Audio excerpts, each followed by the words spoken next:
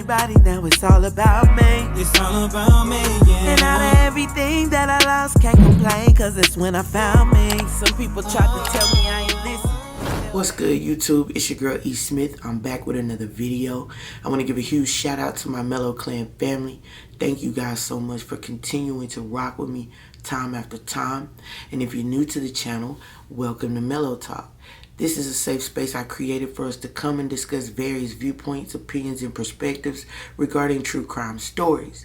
Now, I want to thank you all for being here, because fact of the matter is, you could be anywhere in the world, but you're right here chopping it up with me, and I'm digging that. So if you would, take this time to like this video by giving it a thumbs up, hit the subscribe button, and turn on your notification bell so that way when I drop new content, you'll be the first to get it. Now, again, we are on our way to 1K subscribers. We are almost at 100. We're growing nicely. I couldn't be more happy about the subscribers that I do have. Thank you guys so much. Now, there's only one rule to this channel. And as we discuss our different viewpoints and opinions, make sure that we do it with respect. I do not want my platform to be one that we come to spew hate to one another. This is a no-hate zone. And before we get into today's story, I do want to let you guys know that everything that I post on this channel is for educational purposes only. This is research that I've done on my own, online, compiled it in a video to share with you guys for entertainment. Now, today's story is about a guy named Mike Williams who disappeared after a duck hunting trip. So let me give you a little backstory. Jerry Michael Williams, known as Mike or Michael, he grew up in Bradfordville, Florida, which is just north of Tallahassee. He had what some would call a modest upbringing. His dad was a Greyhound bus driver and his mom was a daycare provider. Alright, they were not wealthy people. So Mike and he had a brother named Nick. They were raised in a double white trailer. Mike and Nick used to actually work nights in the supermarket to help out the family. And they did not use their money to purchase lavish things or a nice home. They saved up their money because what was important to their parents is to give their sons the best education possible and allow them to be able to go to Florida Christian High School.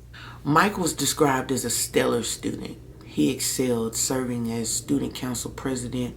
He was an athlete as well as part of the Key Club, which was a leadership club at the high school. By age 15, he developed duck hunting as a hobby. It was at Florida Christian that he met his good friend Denise, who eventually became his high school sweetheart, okay? He was popular, he was a football player, and she was a cheerleader, so that was like the perfect couple. Then it was there that they met Denise's good friend Brian Winchester and his high school sweetheart, Kathy Thomas. They were all best friends and eventually grew to be inseparable. They did everything together. They grew through high school together. Now they are adults. Alright, in 1994, Brian and Kathy got married. That same year, so did Mike and Denise. Okay, 5 years later, they would have a daughter. Alright, now they had the model marriage. I mean, they were high school sweethearts. They are now adults. They've gotten married. Now they have a baby. They're doing everything the right way. You know what I mean? And Mike adored his wife and his daughter. And he worked very hard to make sure that they had a good life, okay? Mike worked hard, all right? Now, while he was in college, he was hired by Ketchum Appraisal Group as a property appraiser. And the owner of the company named Mike the hardest working man that he knew, okay? It was said that Mike would come in the mornings. He would work his shift, he would get off, he would go home and eat with his wife and daughter. Once they fell asleep, he would go back to work. Now, it was also said that Denise would tell her friends she didn't really like how much he worked. But you know how the saying goes, right? If you want a successful man or a wealthy man, you got to deal with a busy one. She was a stay-at-home mom. He was solely the provider for her and his daughter and their family, okay? So by the time, even before he graduated college, Mike was making good money. They had their daughter in 99. By year 2000, Mike was making $200,000 a year. So at that point, they bought an upscale home in an upscale neighborhood.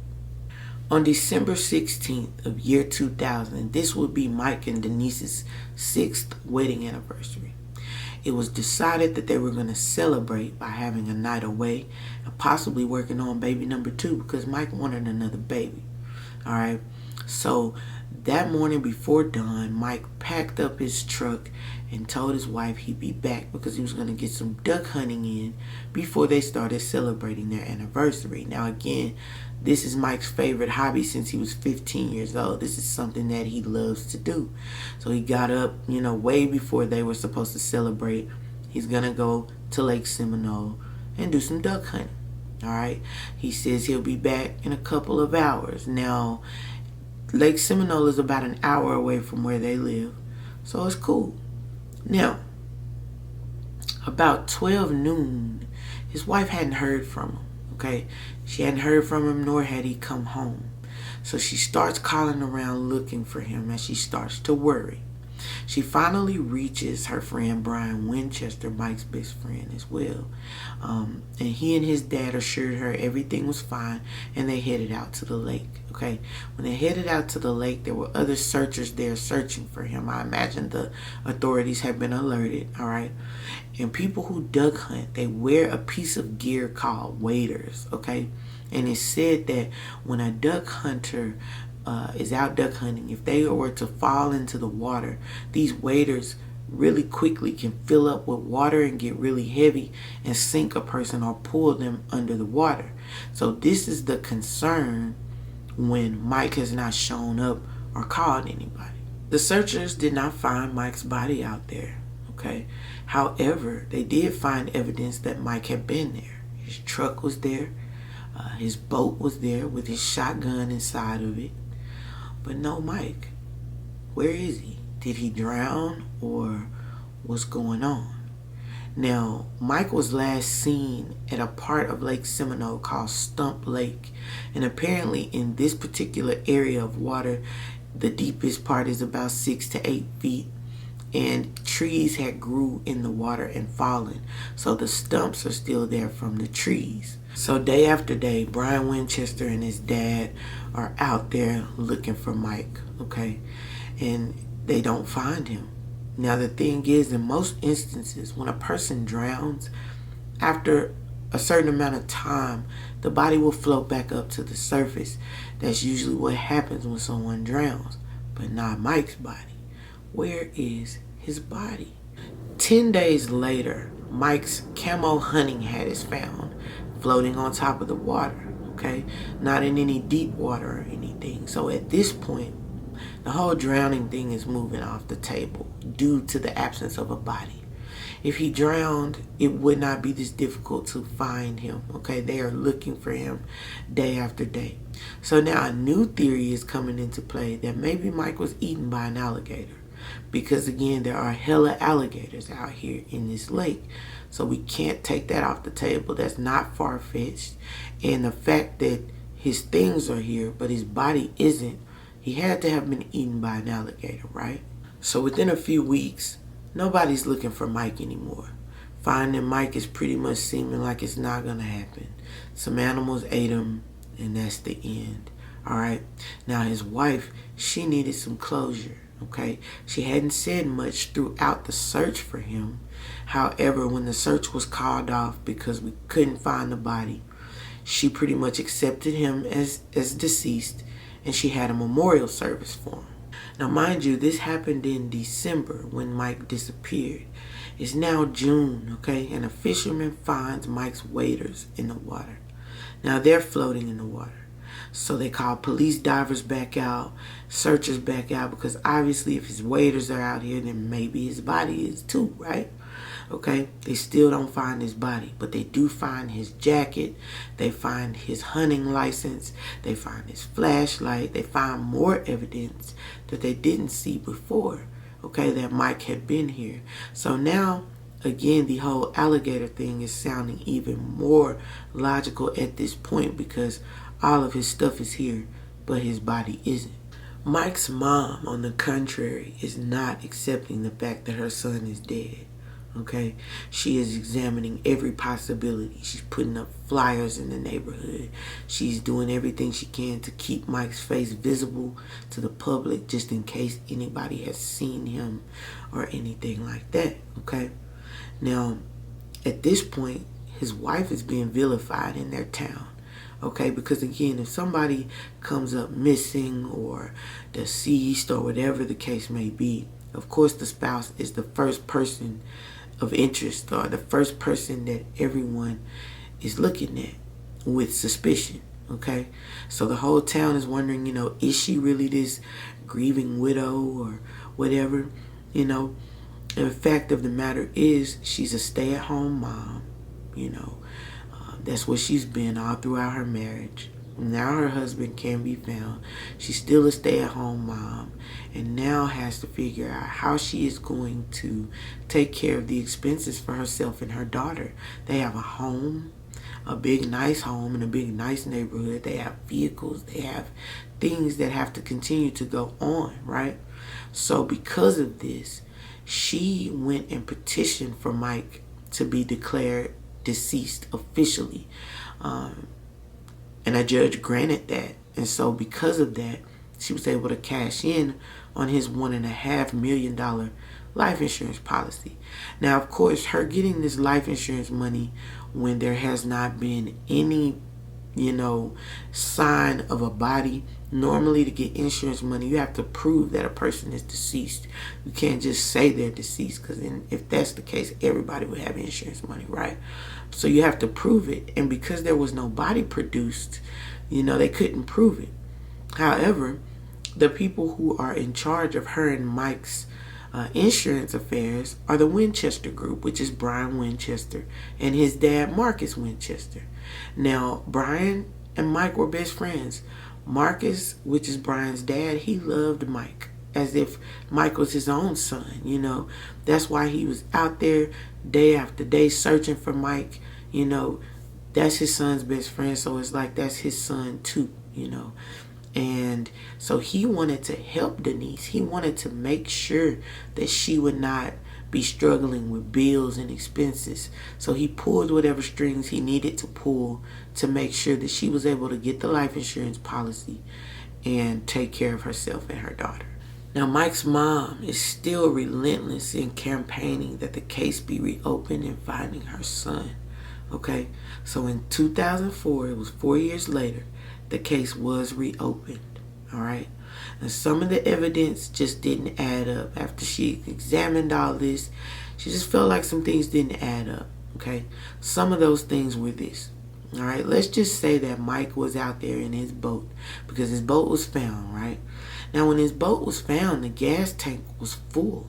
Now, if he was in his boat with the engine on, if he drowned or fell out of his boat, then the boat would have run until the gas was empty or until somebody found it, right? It would have just kept running. How is the gas tank still full? All right. Also, all of the items that they found, his hunting license, his waders, his hat, all of these things were in pristine condition. They had been in water for months, for years, or whatever. Well, for months.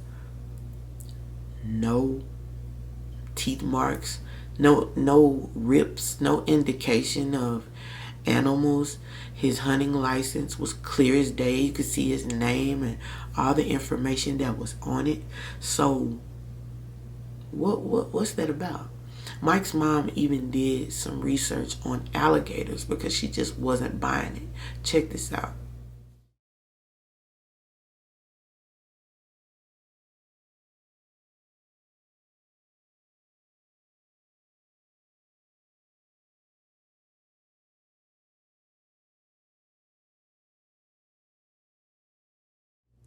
There's more to that too. See, alligators almost hibernate in the wintertime. So when around this time temps were very cool, like 50 degrees and under, then this is not optimal feeding time for alligators, okay? Alligators need to be at least 88 degrees to be able to feed and digest their food. It's even said that if an alligator gets a good enough meal An alligator only has to eat like once a year. So, I mean, did the alligator really eat Mike Williams? Or what's going on here? Something is not right about this. Something doesn't sound right about this. So even with all this new information, there's still no answers as to what happened to him. The search is called off again, but Mike's mom is still determined to find answers. So now, about 5 years later, it's official. Mike has been declared dead. He was eaten by alligators, okay? And Denise and Mike's best friend, Brian Winchester, are now together. Yes, I said it. They're together. They're a couple.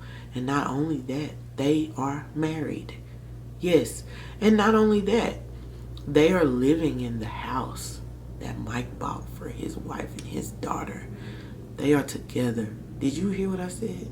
They are together, married, raising his daughter in his house that he bought with his hard-earned money. But okay, they eventually went public with their marriage or their relationship. The town is talking. All right, so look at all these things we got going on now. Mike has disappeared. Wife didn't really say too much during the search. She's had him declared dead. She has an insurance policy. The people over the insurance policy is Mike's best friend, Brian Winchester. She got the insurance money. Let me just say that again. Now she's married to the guy who him and his dad is over the insurance policy. What is really going on? So now the question is, was this going on before Mike disappeared? Or is this something that happened that's new? You know? Denise became guarded after all the gossip through the city. You know, she pretty much would just go to work and come home. She wouldn't do much, wouldn't say much. She was just over it all, you know, and wanted to move on with her life at this point. You know, she's obviously going through a lot, right? She lost her husband. She's now in a new marriage. And then she got everybody wondering if she did something to her husband because she's got an insurance policy. Later that year, in 2007, Mike's brother reported one of Mike's guns missing. Okay, now he was a duck hunter, so he liked guns. That was part of their family thing. So Denise had returned all of his firearms to his family, except this 122 caliber pistol. Now, why did she keep that one? Okay, now she herself had reported this gun lost. Okay, but then she had to return it through a court order. But she filed this gun on the insurance. She claimed it on the insurance. So now suspicion raises again. Why did she keep this gun? Why did she report it lost? And is she straight up just committing insurance fraud? That's what it's looking like at this point. Now Mike's mom, again, she's not stopping, okay? She's calling authorities. She's posting billboards. She's putting ads in the paper. She wrote letters. Authorities just got to the point where they were like, okay, enough is enough. We understand your son is gone, okay? But you're just grieving and you're in denial and don't want to accept that your son is gone. So of all those letters she wrote, they did not open one of them. They were just done with it. The case was closed. He's declared dead.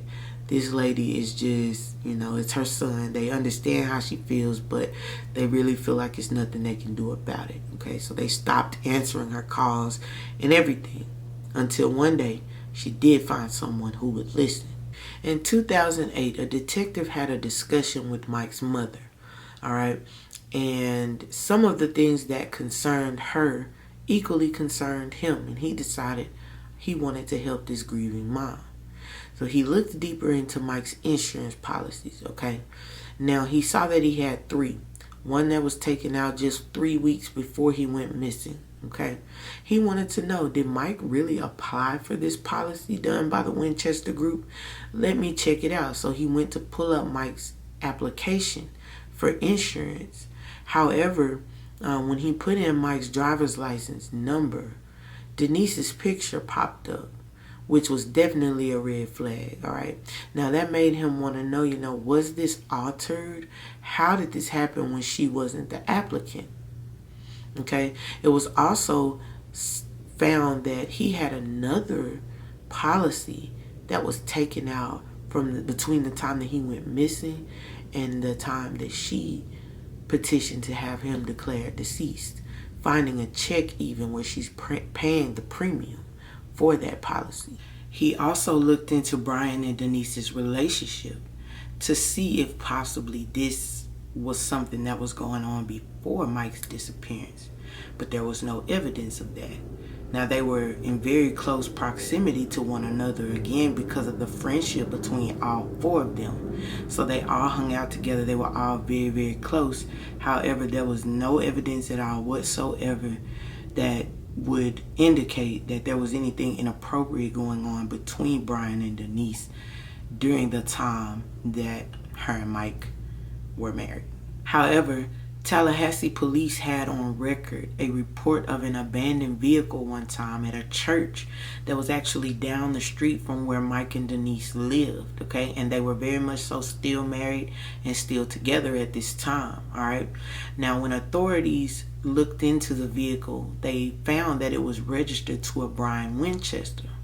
When they tried to reach out to Brian Winchester, they got his wife, who thought that her husband, Brian, was out of town duck hunting. She alerted Brian's dad, and by the time they got to the truck, it was gone. So Denise and Brian, they went through a lot just to be together. I mean, just you can imagine the fact that they were all four best friends. Mike is now missing or deceased. Now you guys are in a marriage. It's just looking weird. She got insurance money that's funding you guys' lifestyle to be together right now. Everything just doesn't look good, okay? But they went through it all, and they were married for quite a while. Now, 7 years into the marriage, things started to not be so good anymore between them, all right?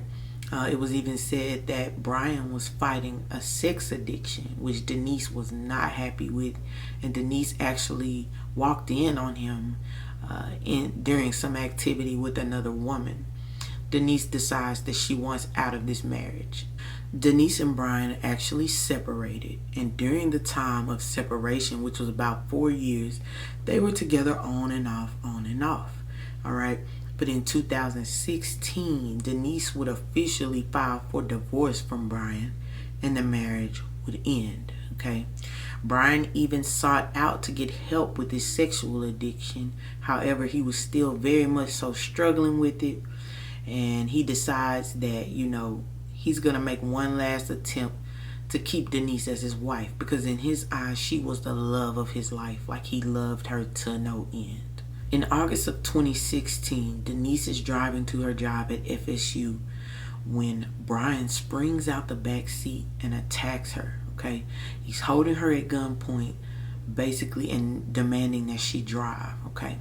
She's driving, and while she's driving, he's begging and pleading with her not to leave him. Finally, she pulls into a CVS parking lot, all right? He assures her that he's not going to kill her, but he also lets her know that he doesn't have anything else to live for. If she leaves him, then he'll just kill himself. She managed to calm him down. That was her main thing, was to get him to calm down, okay? He loved her so much that she was able to do that. She was able to talk to him and calm him down. She assured him that she would not go to the police. Just calm down. Don't do this. I'm going to take you back to your car, and I promise you I will not tell the police, all right? So as soon as she drops him off, what does she do? Go straight to the police. She told them what happened, and when authorities finally catch up with Brian, he has things in his possession that are indicative of maybe killing someone. He had a tarp, he had bottles of bleach and things like that. So now Brian is charged with kidnapping, domestic assault, and burglary. Now, the fact that they were married, there's a law that says that spouses can't be compelled to testify against each other. But now that they are divorced and there's a criminal case against Brian, it doesn't apply anymore. So any secrets while they were spouses that they had between them were safe with them. I mean, she knew that he wouldn't speak against her.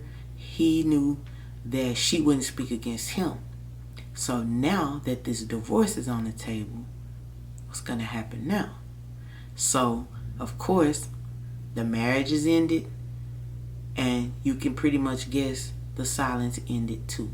Now, after all, Brian did hold her at gunpoint. So should she have been quiet about it? Should she have just let it go, being that he assured her he wasn't going to kill her and whatever, things that they had between them? Should she have not went to the police? What would you have done in that situation?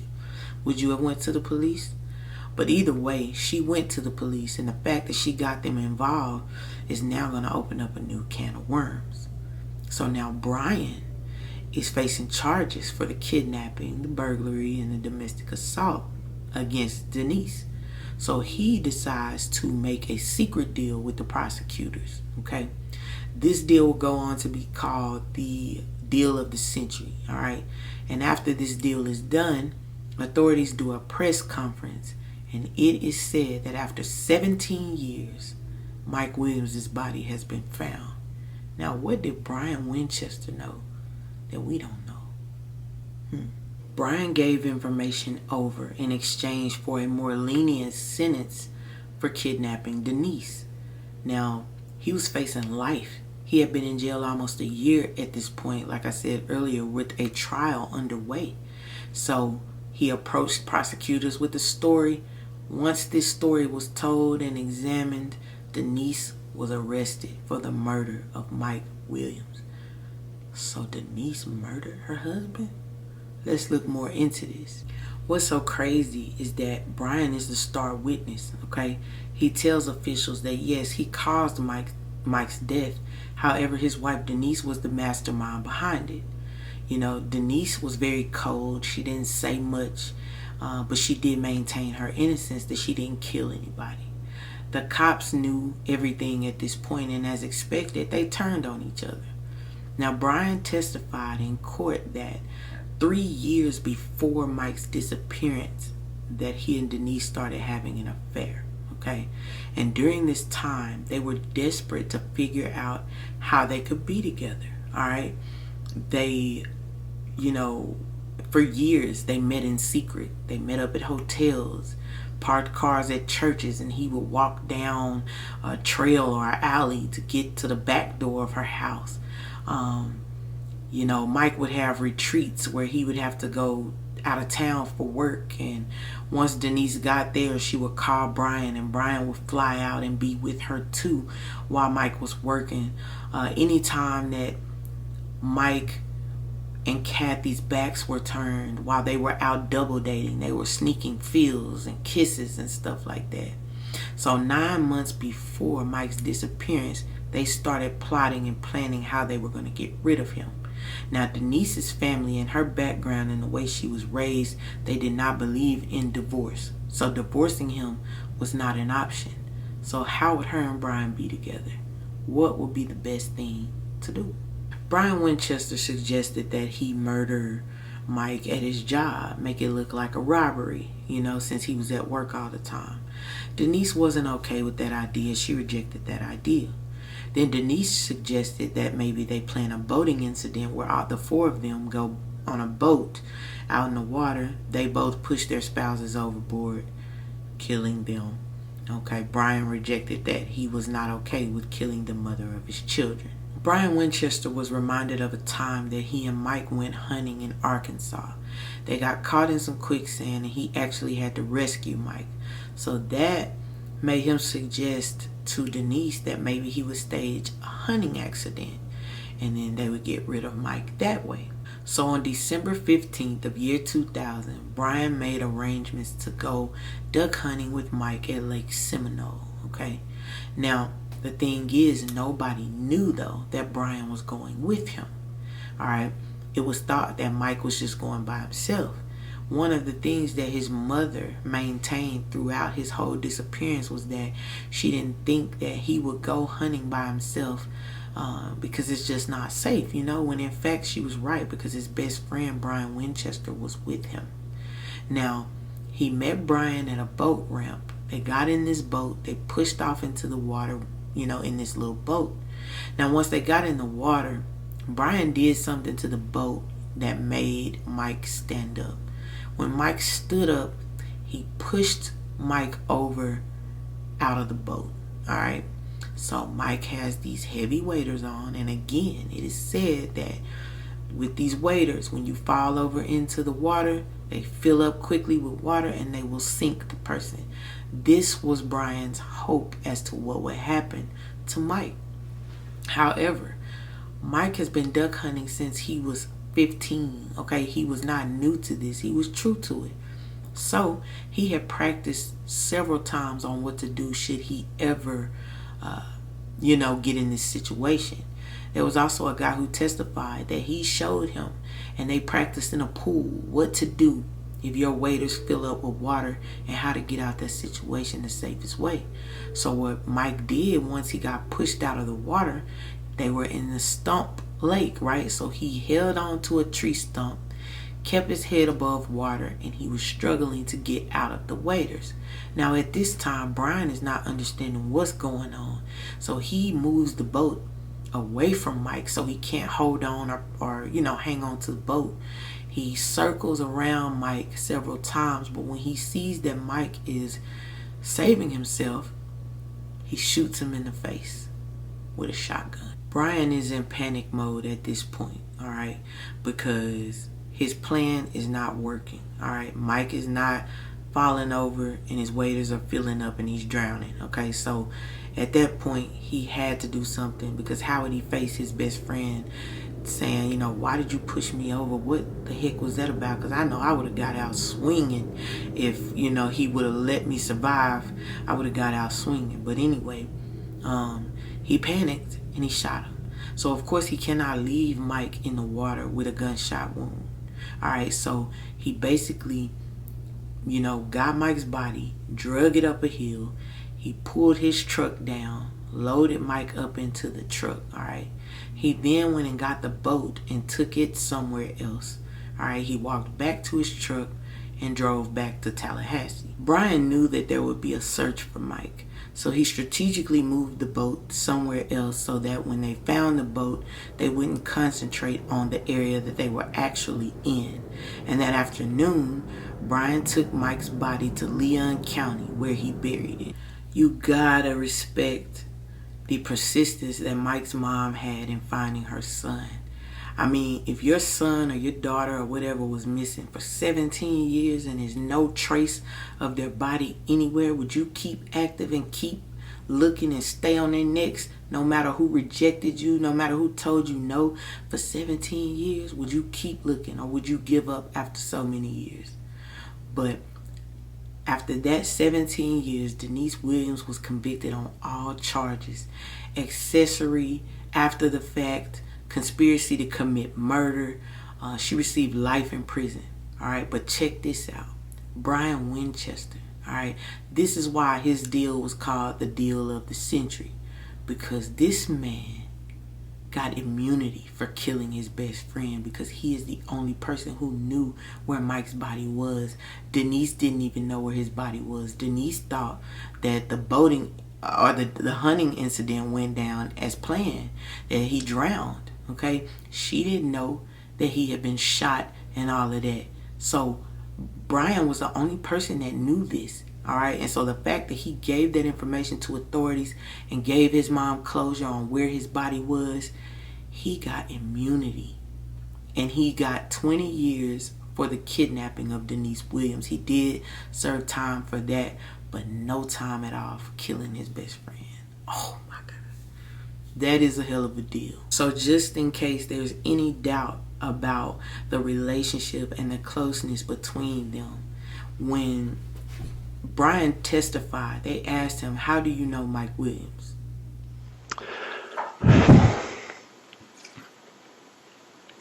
Mike and I went to high school together and got to know each other very well. We were very good friends. We continue to be friends all through college and all through our getting married, and we were very good friends. They then want to know what led up to this affair between Brian and Denise. Alright, now Brian testified that he wasn't a very good husband. Things were good at first, but then he spent a lot of time away just doing stupid things or whatnot.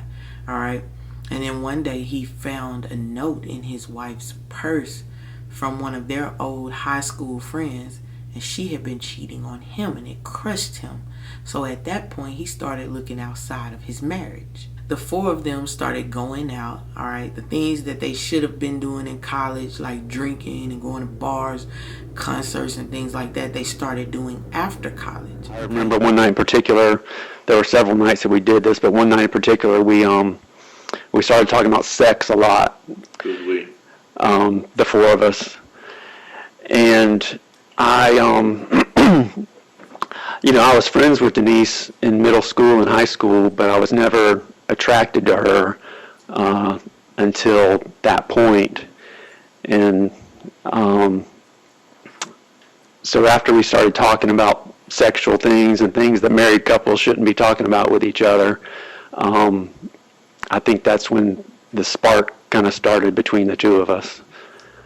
According to Brian, he and Denise had used the date of 10/13 of 97 as their so-called anniversary date, all right, because one day they went out, the four of them, to a place called Floyd's, all right, and when they got there, he and Denise hopped out of the car while Mike and Kathy stayed in the car and parked it. And while they were parking the car, Denise and Brian were making out. This was the first day that they made out and things like that. So this was now their anniversary date. Yep, so all in all, Mike worked a lot. Denise was not happy with that. There was a conversation that went on between married couples, which sparked an attraction between Brian and Denise. They started having an affair. They started linking up whenever they could, being sexual with each other, the whole nine. They started to take trips together. Like I said earlier, they would, even while Mike was on his work trips and he was in conferences, Brian would fly out and be with Denise. It's just a terrible situation of disloyalty, you feel me, amongst friends. Brian Winchester's ex-wife Kathy even said that she got signs early on that something was going on between her and him, Denise and Brian, that is. And it just went crazy to the point where these two people having an affair wanted to be together so bad that they needed to get rid of Mike, Brian Winchester also said this about the day that Mike and Denise were supposed to celebrate their wedding anniversary.